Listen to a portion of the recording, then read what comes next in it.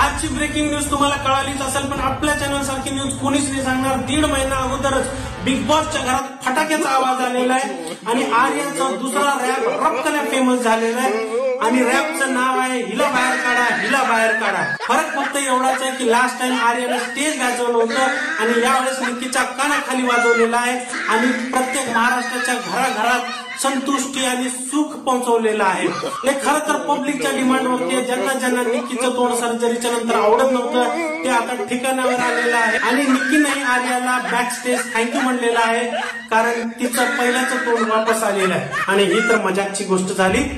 जर इंटेन्शनली आर्याला मारला असेल तर हे नाही व्हायला पाहिजे, कारण हिंसा अलाव नाहीये.